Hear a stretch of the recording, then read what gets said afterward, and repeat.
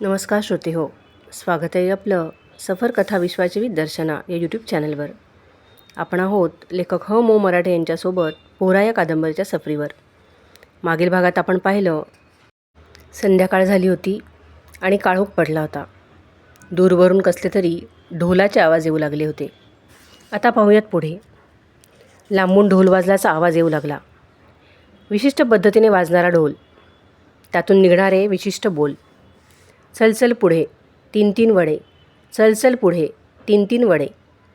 ढोलाचा हा असला आवाज म्हणजे कोणीतरी मेलं आहे, त्याला स्मशानात पोहोचवायची तयारी सुरू झाली आहे, म्हणून विशिष्ट पद्धतीने ढोल वाजू लागले आहेत.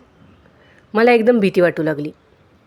आता मेलेल्यासाठी तिरडी बांधणार, त्याला स्मशानात नेणार, मर्तिक आपल्या घराजवळच्या रस्त्यावरूनच नेणार.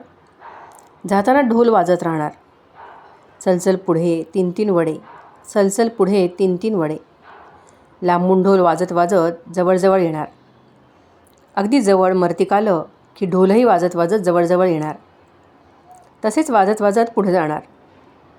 पलीकडल्या वाटेने मर्तिक स्मशानात नेणार. तिथं सरण पेटवणार, प्रेत त्यात ठेवणार. रात्री दार उघडलं तर ते जळताना खळ्यातून दिसणार. स्मशान नदीवरच आहे. सकाळी नदीवर गेलं की दिसतं जवळच. बाबल तरी यायला हवा लवकर.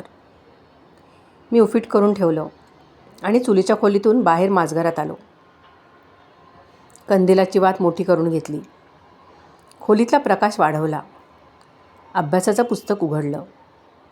अभ्यासात लक्ष घालण्याचा प्रयत्न करू लागलो.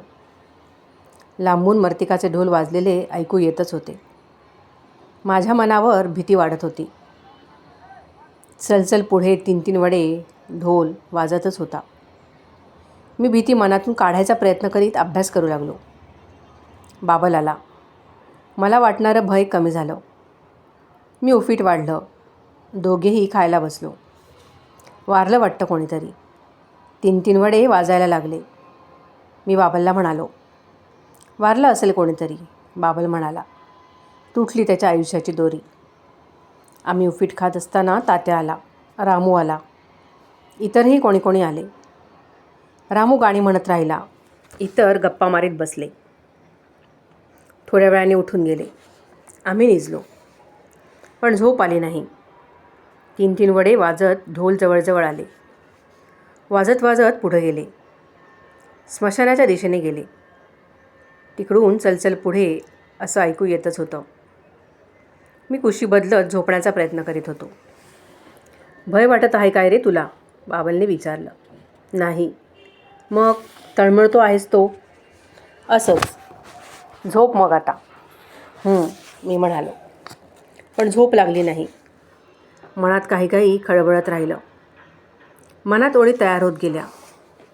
माणूस जातो स्मशाना वाटे, मृत्यूदर्शन ज्याला घडते. कोणी म्हणतो अमर असे मी, मृत्यू म्हणतो तैसे नाही तैसे नाही. ओळ मनात घोळत असतानाच मला झोप लागली. सकाळी जागा झालो तर याच ओळी सगळ्यात आधी आठवल्या. त्या मनात घोळवीतच उठलो. अभ्यासाला बसलो, पण मनात मात्र ओळीच घोळत होत्या. या 4 ओळींच्या पाठोपाठ आणखी ओळी मनात जुळून येऊ लागल्या. मी अभ्यास बाजूला ठेवला. मनात तयार होऊन येणाऱ्या ओळीच कोऱ्या पाण्यावर लिहित राहिलो. एका मागोमाग एक ओळ मनात तयार होत होती. सहज ती कागदावर उतरत होती. 20 ओळींची कविता तयार झाली. नाव दिलं स्मशान. 2-3 दिवसांनी कविता नीट लिहिली एका कागदावर. घेतली आणि काकतकर मास्तरांकडे गेलो. ते काहीतरी वाचत आरामखुर्चीत बसले होते. काय रे? त्यांनी विचारलं. कविता लिहिली आहे एक, वाचून बघता? मी विचारलं. बघू. पुस्तक बाजूला ठेवीत त्यांनी हात पुढं केला. मी त्यांच्या हाती कागद दिला. मास्तर कविता वाचीत गेले. वाचून होताच म्हणाले, छान लिहिली आहेस रे. त्यांनी पुन्हा एकदा माझी कविता वाचली. सावकाश मोठ्यानं वाचली. कवितेच्या कागदावर पेन्सिलनं काहीतरी लिहित म्हणाले, दिवाळी अंकात घेणे, पान 11वर. त्यांनी असं कसं लिहिलं अशा नजरेने त्यांच्याकडे बघितलं.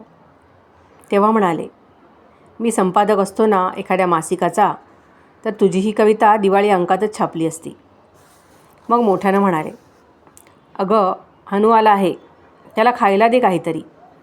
छान कविता लिहिली आहे त्यानं. मास्तरांचं आता लग्न झालं होतं. वहिनी आल्या होत्या. आता आम्ही चुलीच्या खोलीत जाऊन धिरडी करीत नसू, गप्पा मारीत बाहेरच्या खोलीत बसू. वहिनीच काहीतरी खायला आणून देत. वसंत भाऊराव कुलकर्णी सर आम्हाला भूगोल शिकवायचे. ते कोल्हापूरहून आले. कोकणात शिक्षक मिळत नसत, म्हणून बेळगाव, कोल्हापूर इथून शिक्षक आणले जायचे. कोल्हापूरहून आणलेल्या शिक्षकांची बोलण्याची ढब आम्हा मुलांपेक्षा वेगळीच असे. शब्द वेगळे असत, वाक्यरचना वेगळी असे, उच्चार निराळे असत, उद्गारवाचक वेगळी असत. आम्ही मराठी बोलू तसं ते बोलत नसत. मालवणी तर त्यांना येतच नसे. कोल्हापुरी शिक्षकांची आम्ही थट्टा करू. बेळगावच्या शिक्षकांचं असं होत नसे. त्यांना मालवणी येत नसे, पण त्यांच्या आमच्या मराठीत फरक नसे. आम्ही बोलू तसंच ते बोलत. एखादा मुलगा वर्गात बसलेला असताना सरांच्या शिकवण्याकडे लक्ष न देता दुसरंच काहीतरी करत असायचा. पेन्सिलीला टोक काढून द्यायचा. टोकं करताना निघालेल्या गोलगोल सालपाटाची काही वस्तू बनवून इतरांना दाखवायचा. सरांचं ते लक्षात आलं की कोल्हापुरी सर, तू काय करायलास तिथं, असं रागावून विचारायचे. त्यांचं ते बोलणं ऐकून वर्गात हशा उसळायचा. तरीही त्या पोरांचं सरांच्या सांगण्याकडे लक्ष नसे. मग ते पुन्हा मोठ्यानं म्हणायचे, मी काय शिकवतो त्याकडे लक्ष दे की रे. पुन्हा वर्गात हशा उसळायचा. कुलकर्णी सर कोल्हापूरहून आले होते, पण ते लवकरच आम्ही बोलू तसं मराठी बोलायला लागले. ते शिकवतही छान, भाषाही आम्हाला हसून आणणारी. त्यामुळे त्यांचं शिकवणं आम्हाला आवडायचं. एकदा तासाला आल्यावर ते म्हणाले, आज मला भूगोल शिकवायचा कंटाळा आला आहे. गोष्ट सांगा सर मग, आम्ही म्हणालो. सरांनी थोडा विचार केला आणि म्हटलं, ठीक, गोष्ट सांगतो. कसली गोष्ट सर? काऊचिऊची नाही, चांदोबातली नाही, बिरबल बादशहाची नाही, इंग्रजी सिनेमाची, सर म्हणाले. सांगा सांगा सर. सिनेमाची गोष्ट म्हणताच आम्ही उत्साहानं म्हणालो. सरांनी गोष्ट सांगायला सुरुवात केली. इंग्लंडच्या फ्री फ्रान्सच्या इतिहासात घडलेली एक गोष्ट. सर सांगू लागले. आम्ही रंगू लागलो. सर आमची उत्सुकता वाढवीत वाढवीत सांगत होते. प्रसंग वर्णन करून सांगत होते. पात्रांचे पोशाख, शस्त्र, घोडे, लढाया, संवाद, प्रदेश यांची हुबेहूब वर्णन करीत होते. आम्ही सर्व लक्ष केंद्रित करून श्वास रोखून ऐकत होतो. तास संपल्याची घंटा झाली. सर, एवढ्यातच तास संपला, मुलांनी विचारलं.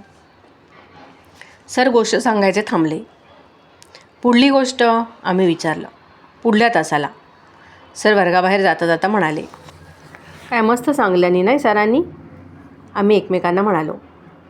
भूगोलाच्या पुढल्या तासा केवकच हया, तास चुकवता नाही.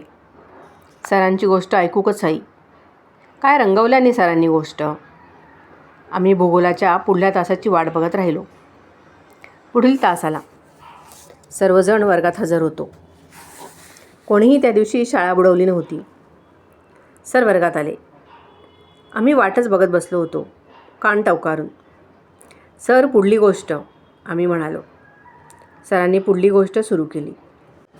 3-4 तास सर सिनेमाची गोष्टच सांगत होते. सांगून संपल्यावर म्हणाले, भूगोलाचा अभ्यास राहिला, आम्ही करून वाचू. आम्ही म्हणालो, तुम्ही अशाच गोष्टी सांगत राहा, इंग्रजीतल्या ऐतिहासिक सिनेमांच्या. मालवणात कुठे येतात असले सिनेमे? तुम्ही भूगोलाचा अभ्यास नीट केलात तर. प्रश्नांची उत्तरे वेळच्या वेळी लिहायची, पाठ करायची, आकृत्या, नकाशे नीट काढायचे, सर म्हणाले. करू सर आम्ही सगळा अभ्यास, पण तुम्ही अशाच गोष्टी सांगा, आम्ही म्हणालो. एकदा सांस्कृतिक कार्यक्रमाच्या तासाला काय कार्यक्रम करायचं हे सांगताना सांस्कृतिक तासाचे सर म्हणाले, गोष्टी सांगा, कोणतीही सांगा. पाठ्यपुस्तकातली सांगा, बाहेरच्या पुस्तकातली सांगा, कौटुंबिक सांगा, रहस्यकथा सांगा. चांदोबातली सांगितली तरी चालेल, 2 तास जोडून असतात सांस्कृतिक कार्यक्रमांचे. कोण कोण सांगणार? मी हात वर केला. म्हणालो, सर मी सांगणार. इतरही काही मुलांनी हात वर केले. मी भाऊबळ गोष्ट सांगायची असं ठरवलं. लायब्ररीतून पुस्तक पुन्हा आणलं. गोष्ट पुन्हा वाचली. एकदा, दोनदा, तीनदा सगळी लक्षात राहिली. हीच गोष्ट सांगायची. कुलकर्णी सरांनी सांगितली तशी प्रभावीपणे सांगायची. सांस्कृतिक तास सुरू झाले. सरांनी म्हटलं, चला कोण येते पहिल्यांदा? मी पटकन उठलो. पुढे गेलो. टेबलापाशी उभा राहिलो. मुलांकडे बघत म्हणालो, मी भाऊबळ या नावाची गोष्ट सांगणार आहे. महादेव शास्त्री जोशी या नावाच्या लेखकानं ही लिहिली आहे. भाऊबळ याच नावाच्या त्यांच्या कथासंग्रहात ती गोष्ट आहे. गोष्ट हृदयस्पर्शी आहे. ऐका. मोठे असले म्हणून काय झालं? आपल्याला खात तर नाहीत, कुत्रं अंगावर तर सोडत नाहीत. फार तर सांगतील, तुमची मुलगी आम्हाला कर्तव्य नाही. आम्ही म्हणू, ठीक आहे, नाहीतर चाललो आम्ही. सोनूमामा आपल्याशीच बोलत बेळगावातून ठळकवाडीचा रस्ता कापित होते. आपली पारू रंगरूपाने उजळ आहे. नाकी डोळी डोळ्यात भरण्यासारखी आहे. 4 बुकं शिकली आहे. कामधंद्याला वाघ आहे. शिवाय करण्यासावरण्यात सौज्वळ आहे. तेव्हा तिला घाटावरचाच एखादा छानसा नवरा शोधला पाहिजे. मराठे निबंध स्पर्धेत भाग घेणार ना? घे. आता पेडणेकर सरांनी एकदा विचारलं. कुठली स्पर्धा? मी विचारलं. मधल्या सुट्टीत भेट, मी सांगतो. मी सरांना भेटलो.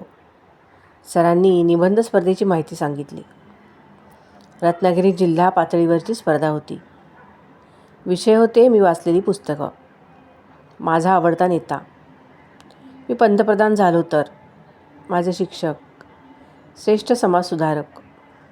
कोणता विषय घेशील? कुठला घेऊ?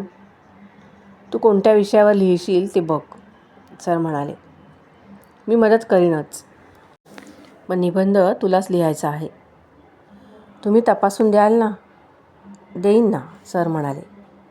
बक्षीस मिळवायचंच आहे तुला. शाळेचं नाव झालं पाहिजे आपल्या. सर मला नेहमीच निबंध स्पर्धेत भाग घ्यायला लावी. निबंध स्पर्धेत, वक्तृत्व स्पर्धेत. निबंधात कोणते मुद्दे असावेत ते सांगत. त्यांचा क्रम सांगत. निबंधाच्या तयारीसाठी कोणती पुस्तकं वाचावी ते सांगत. शाळेच्या लायब्ररीतून शोधून देत. त्यांच्याकडे असली तर देत.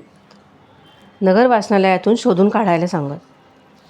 निबंधाच्या विषयाला उपयोगी असं मी काय काय वाचावं ते सांगत.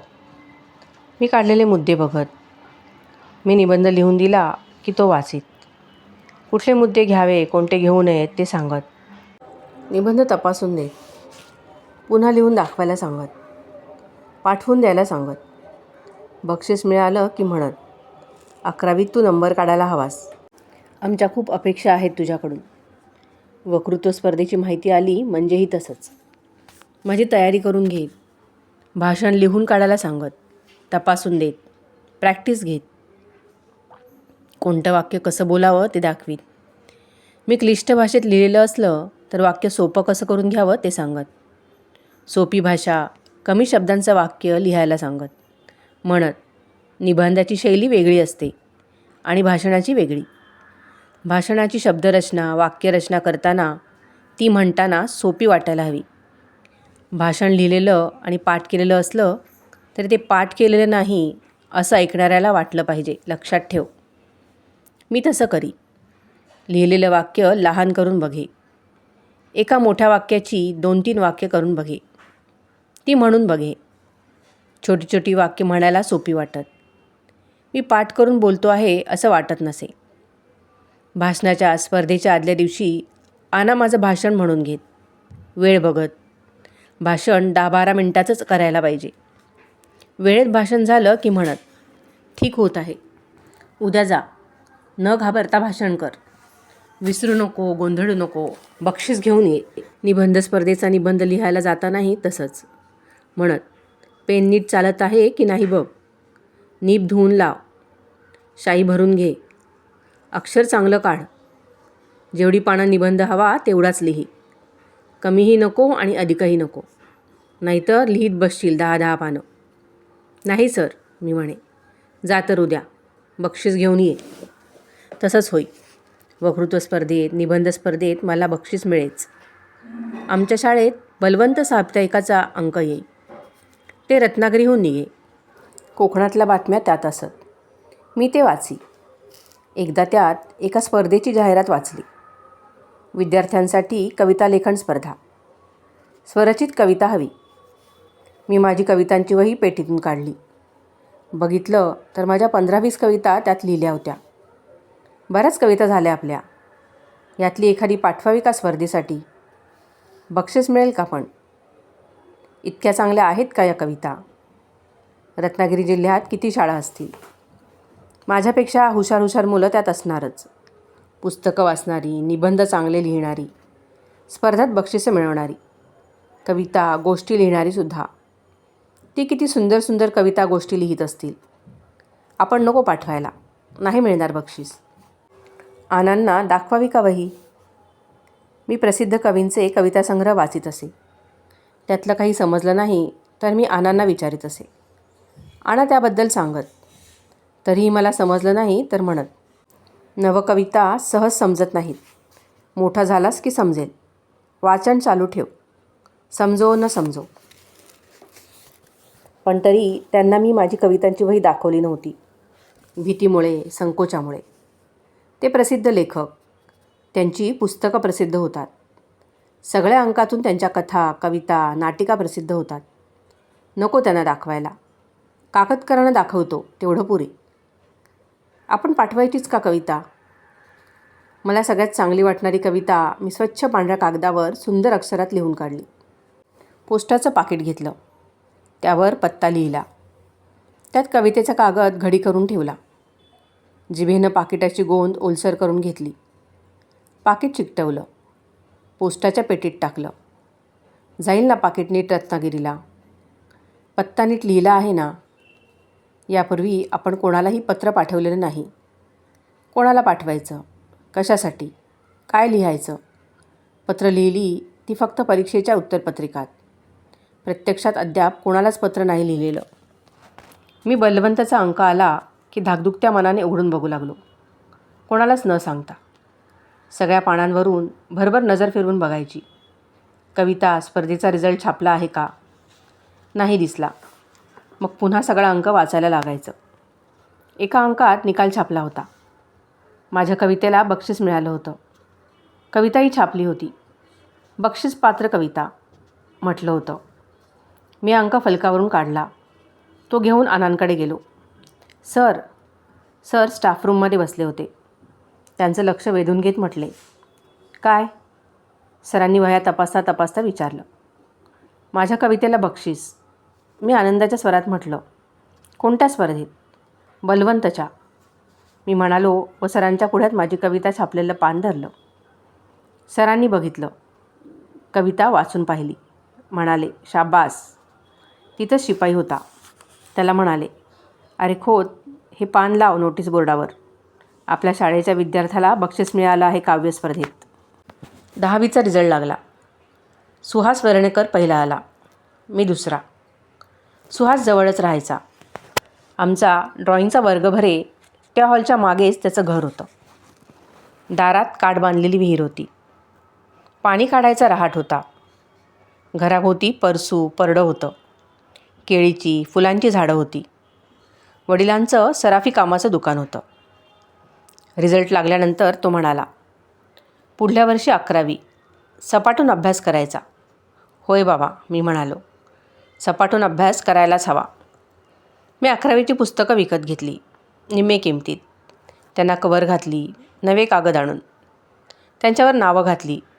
पेटीत ठेवून दिली. मराठीचं पुस्तक काढलं, वाचून टाकलं. हिंदीचं, इंग्रजीचं घेतलं. अर्धसं वाचलं, ठेवून दिलं. संस्कृतचं घेतलं. थोडं वाचलं, ठेवून दिलं. लायब्ररीतून पुस्तकं आणून वाचित होतोच. आता पुस्तक आणताना थोडा बदल केला. मराठीच्या पुस्तकात ज्या पुस्तकातले धडे आहेत ती पुस्तकं शोधून काढायची. मिळतील तशी वाचून काढायची. कविता ज्या संग्रहातून घेतलेल्या असतील ते संग्रह आणून वाचून टाकायचे. पावसाला सुरुवात झाली. 1-2 दिवसात तो जोराने लागू लागला. पडवीवर वावझड येऊ लागली. शाळाही सुरू झाली. 11वी अ. अभ्यास सुरू झाला. आणा मराठी शिकवायचे. हेडमास्तर खवणेकर संस्कृत आणि इंग्लिश, खोत गणित, सोहोनी अंकगणित असे सर येऊ लागले. वर्गात गंभीर वातावरण तयार होऊ लागलं. 11वीचा अभ्यास, महत्त्वाची परीक्षा.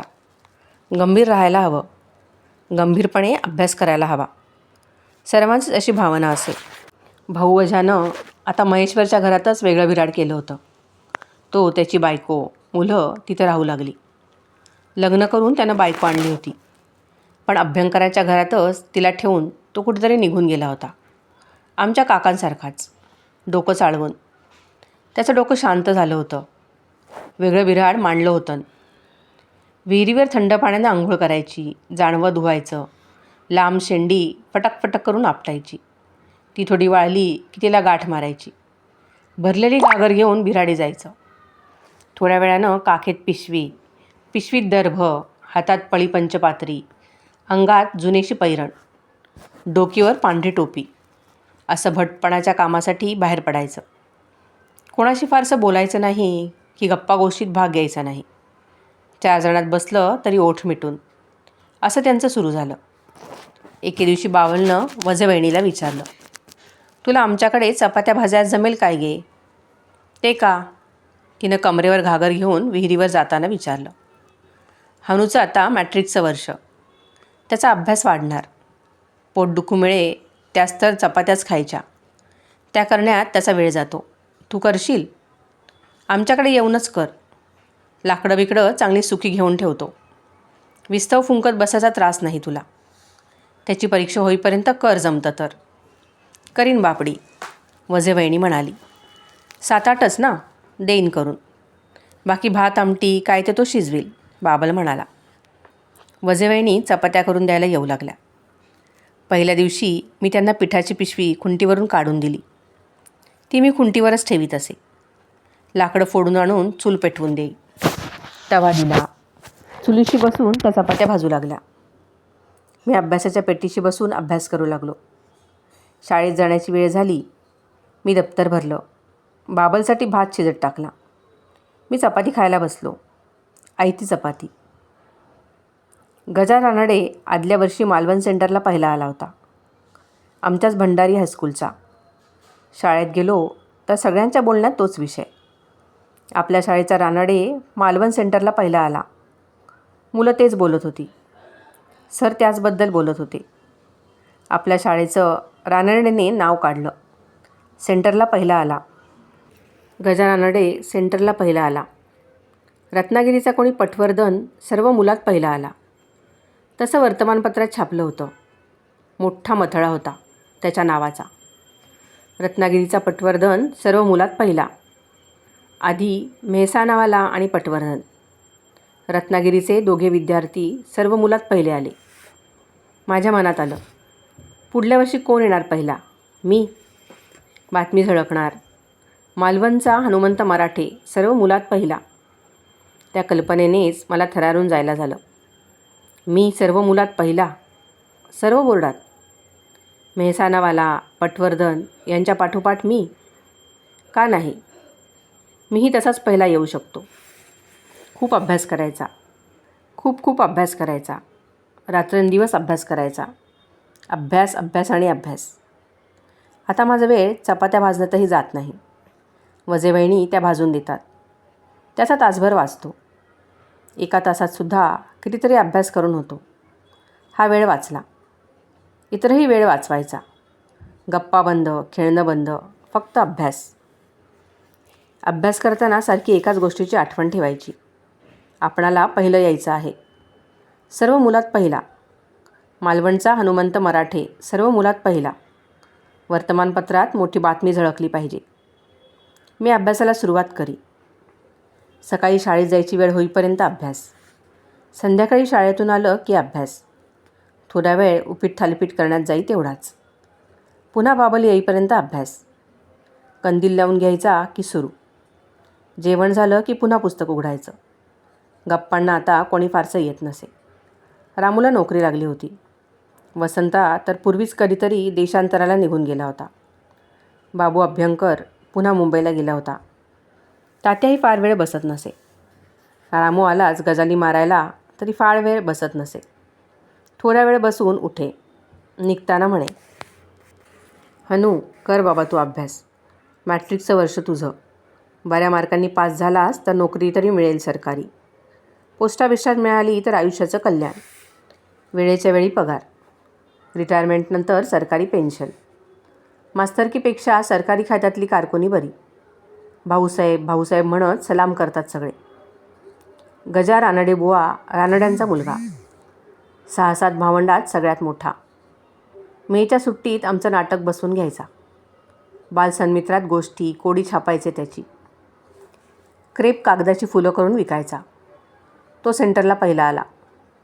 नाव झालं सगळीकडे त्याचं. त्याच्यामुळे शाळेचं. शाळेत सगळे त्याच्याविषयी बोलत असत. इतर जणही त्याच्याविषयी बोलत होते. बाबल एकदा म्हणाला, रिझल्ट लागला त्या दिवशी गजा आपल्या डोकीवर घासेटचा डबा घेऊन घरी येत होता. विचारलं, हे रे काय, एवढा तू सेंटरला पहिला आलेला आणि स्वतःच घासेटचा डब्बा डोकीवरून घेऊन चाललास. म्हणाला, स्वतः नेऊ नको तर काय करू. कोणा गड्याला म्हटलं हा डबा देऊळवाड्याला घरी पोचव तर तो 8 आणे तरी मागणार. आहेत कोणाकडे तेवढे पैसे. शाळेत त्याचं अजूनही कौतुक चाललं होतं. आणा त्याच्याविषयी बोलत. खवणेकर त्याच्याविषयी बोलत. खोतसरही त्याच्याच विषयी बोलत. खोतसर वर्गात म्हणाले, गेल्या वर्षीप्रमाणे पुढल्या वर्षीही आपल्या शाळेचाच विद्यार्थी मालवण सेंटरला पहिला येणार. वेर्णेकर का मराठे तेवढं बघूयात. सेंटरला? फक्त सेंटरला का म्हणून मी सगळ्या बोर्डात पहिला येऊन दाखवीन, मी मनातल्या मनात म्हणालो. वर्गात गंभीर वातावरण होऊ लागलं. एकेका विषयाचे सर येत.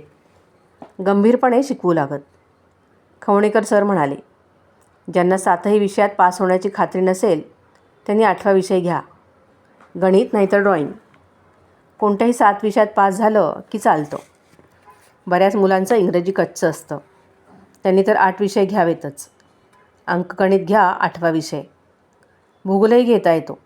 1 घ्या. 7च विषयांवर अवलंबून राहू नका. आपण 8वा विषय घ्यावा का? अभ्यास थोडा वाढेल, पण घेतलेला बरा. काय घ्यावा? गणित की इतिहास भूगोल? गणितच घ्यावं. मार्क्स मिळवायला बरा विषय. इंग्रजी आपणाला चांगलं येत नाही. आणा व्याकरणातलं काहीतरी शिकवतात. ते कुठं आपणाला समजतं. आपल्या डोक्यातच नाही शिरत. रडायला येतं कधी कधी. इतकं अवघड इंग्रजीचं व्याकरण. एकदा तर रडूच फुटलं वर्गात. काय रे मराठी, काय झालं? आना सरांनी विचारलं. तुम्ही इंग्रजीचं व्याकरण शिकवता ते समजत नाही. नीट लक्ष दे, समजेल, सर म्हणाले. नाही समजत सर. माझा अधिकच रडका स्वर. अरे सोप्या असा, इतर मुलं म्हणाली. माका नाही समजना, मी डोळे पुशीत म्हणालो. इंग्रजी कठीण जाणार आपणाला. आपण 8वा विषय गणित घेतलेला बरा. इंग्रजीत नापास झालं तर इतर 7 विषयात पास झालं की झालं. मी हेडमास्तरांना म्हणालो, मी 8 विषय घेतो सर. हे उत्तम, हेडमास्तर म्हणाले. 8 विषय. 8व्या विषयासाठी शाळा सुटल्यानंतर जादा तास. त्यानंतर लायब्ररी. तिथे थोडा वेळ मासिक साप्ताहिक चाळत तिथे बसायची इच्छा होईच. ती आवरता येत नसे. मग पुस्तक बदलून घ्यायचं. घरी येईपर्यंत काळोख पडायला होई. पाऊस जोराचा पडत असेच. घरी आलं की कंदील चिमणी लावायची. उपीट थालीपीठ करायचं. अभ्यासाला बसायचं. अभ्यासाचं पुस्तक वही उघडून ठेवायची. पण अभ्यास सुरू करण्याआधी लायब्ररीचं पुस्तक थोडंसं वाचायचंच. मग अभ्यास. भाई चव्हाण आता अभ्यासाला येतच नसे. तो तुकडीत गेला होता. मला कधीमधीच भेटायचा. अभ्यासाक येत जा मरे असं मी म्हणालो तर म्हणायचा, माझं मीच करतोय अभ्यास. खोतसर म्हणायचे, गणिताचा नीट अभ्यास करा. टक्केवारी वाढायला खूप उपयोग होतो गणिताचा. खवणेकर म्हणायचे, इंग्लिश संस्कृत नीट करा. संस्कृत तर टक्केवारीसाठी उत्तम. व्याकरणावर भर द्या. आना म्हणायचे, मराठीतही मार्क्स मिळवता येतात. आना मला सांगायचे, त्या पुस्तकातून धडे घेतलेले आहेत ती वाच. मिळतात का बघ लायब्ररीत. वाचतोस सर. निबंध लेखनाची प्रॅक्टिस कर. अभ्यासातून सवड काढून इतर पुस्तकंही वाच. वाचतोस सर मी सांगे.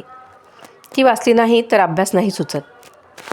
पण त्या वाचनाचा निबंध लेखनासाठी उपयोग करून घे आना सांगत. हल्ली मी निबंध चांगले लिहितो ना सर. कठीण आणि संस्कृत प्रचूर शब्दयोजना टाळतो मी सर हल्ली. कासार सरांनी सांगितलेलं लक्षात आहे माझ्या. भाषा सोपी पण प्रभावी असावी. विनोबांची गीता प्रवचन किती सोप्या आणि सरळ भाषेत लिहिलेली आहेत नाही सर मी म्हणालो. सरांनी होकारार्थी मान हलवली आणि ते दुसऱ्या वर्गाकडे गेले. एके दिवशी भाऊ पुराणिकांनी हाक मारली आणि विचारलं, शनिवारी अर्धा दिवस शाळा असते, दुपारी काय करतोस? कपडे धुतो, अभ्यास करतो, वाचतो, मित्रांकडे जातो अभ्यासाला मी सांगितलं. या शनिवारी दुपारी माझ्या घरी ये. कशाला सर? ये मग सांगतो भाऊ म्हणाले. भाऊ पुराणिक स्वच्छ पांढरं धोतर नेसायचे. तसाच पांढरा नेहरू शर्ट घालायचे. डोकीवर पांढरी टोपी. संस्कृत, मराठी, हिंदी शिकवायचे. सारखे बाणावली करायच्या हॉटेलातले बटाटेवडे खायचे आणि शिकवता शिकवता झापांच्या संडासाकडे वळायचे. म्हणायचे, बटाटेवडे बातत पण टेस्ट काय असता बाणावलीकरांच्या वड्यांका. वास घमघमलो की खायची इच्छा होताच. भाऊ पुराणिकांचं बटाटेवडा खाणं सर्वांना माहीत होतं. तशीच त्यांची संगीताची आणि नाटकांची आवड. गॅदरिंगचं नाटक तेच बसवून घेत. मूळ नाटकात नसली तरी त्यात गाणी घालीत. स्वतःच ती रचित.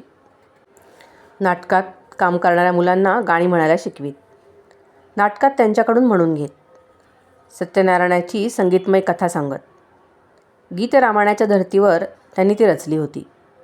गीत सत्यनारायण. रात्री सत्यनारायणाची ही कथा सांगायला जात. रात्री उशिरा घरी परतत. जागरण होई. शिकवायला तासावर आले की आम्हाला म्हणत, राती गीत सत्यनारायण होतो रेवताळ्यात. घरी परता सर पाटेचे 2 वाजले मरे. झोपेचा अगदी खोबरा झाला. शनिवारी दुपारीचा मी भाऊ पुराणिकांच्या घरी गेलो. बस. स्वतः लाकडी खुर्चीवर बसत भाऊ मला म्हणाले. मी बसलो. कसा चालला आहे तुझा अभ्यास? भाऊंनी विचारलं. करतो आहे सर मी म्हणालो. तुम्हा 2-3 मुलांकडून फार आशा आहेत आमच्या. मालवणकर, वेर्णेकर, तू भाऊ म्हणाले.